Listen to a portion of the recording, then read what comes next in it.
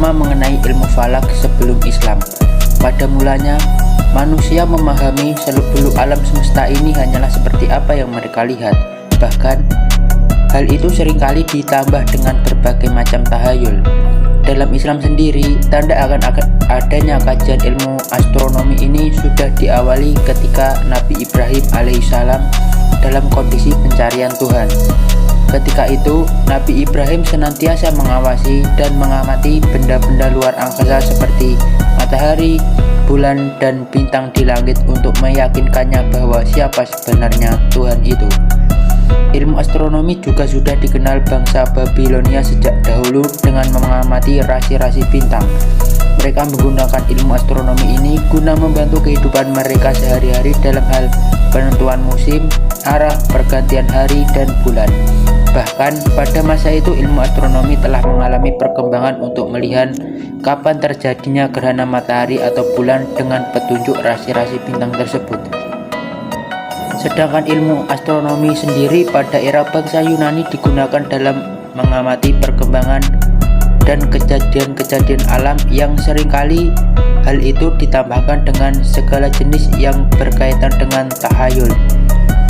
Pengetahuan ilmu astronomi pada saat itu masih merupakan ilmu yang digunakan sebagai alat untuk menghasilkan hitungan waktu untuk menyembah dewa-dewa mereka.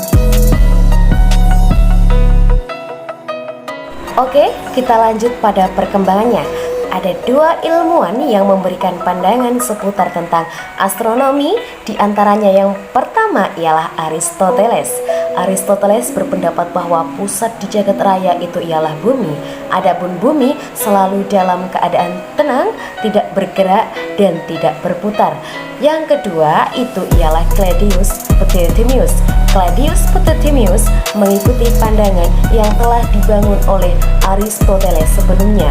Menurutnya, seluruh planet bulan, matahari, Merkurius, Saturnus, dan yang lainnya mengitari bumi secara berturut-turut dan semakin jauh lintasan benda-benda langit tersebut berupa lingkaran. Selanjutnya saya akan membahas mengenai ilmu falak pada peradaban Islam. Sekitar 300 tahun setelah wafatnya Nabi Muhammad SAW, negara-negara Islam telah memiliki kebudayaan dan pengetahuan yang sangat tinggi. Banyak sekali ilmuwan muslim bermunculan dengan hasil karyanya yang gemilang. Pada tahun 773 Masehi, seorang pengembara India menyerahkan sebuah buku data astronomis yang berjudul Sinbin kepada kerajaan Islam di Baghdad. Secara geografis, Jazirah Arab berada di bagian barat daya benua Asia. Jazirah Arab terletak di antara laut dari tiga sisinya, yaitu Laut Merah, Laut India, Laut Arab, Teluk Oman, dan Teluk Persia.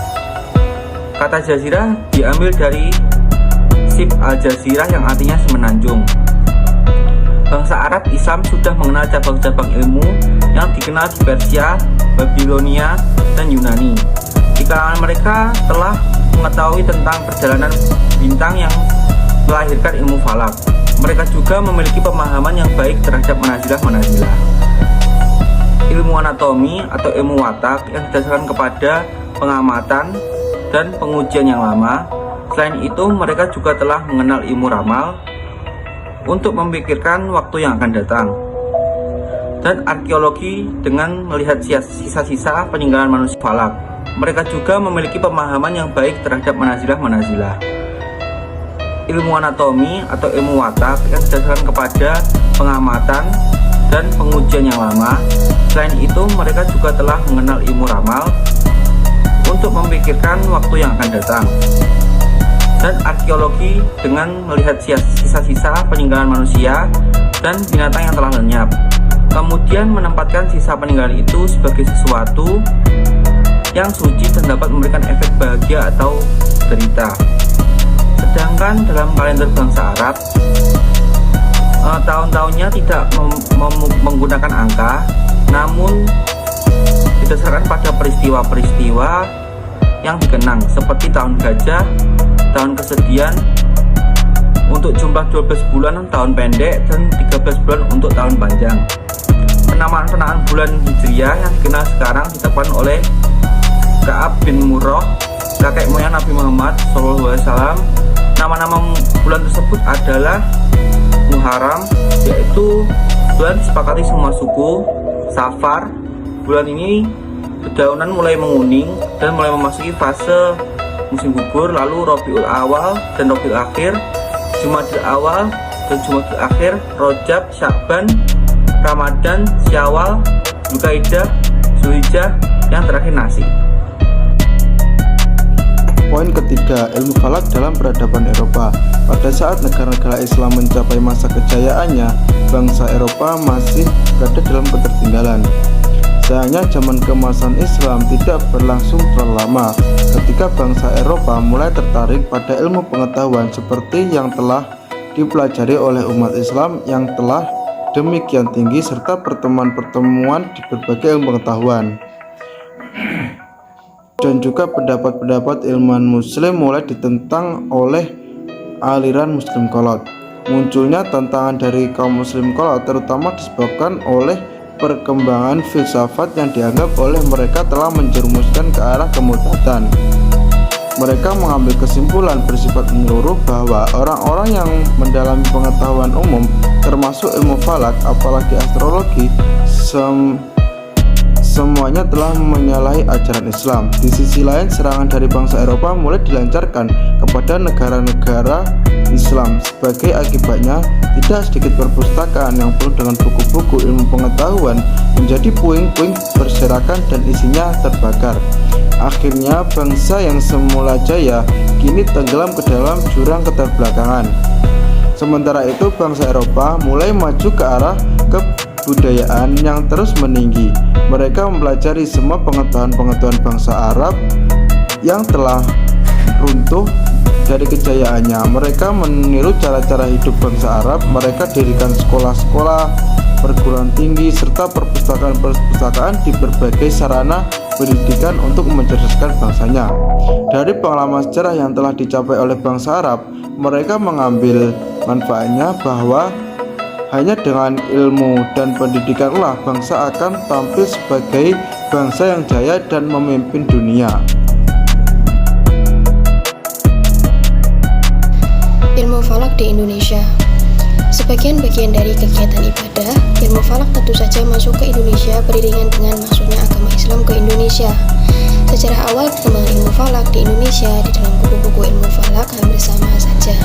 Rata-rata mereka menyatakan bahwa perkembangan awal ilmu falak di Nusantara adalah diadopsinya sistem penanggalan Hijriah ke dalam penanggalan Jawa yang dilakukan oleh Sultan Agung pada tahun 1625 Masehi.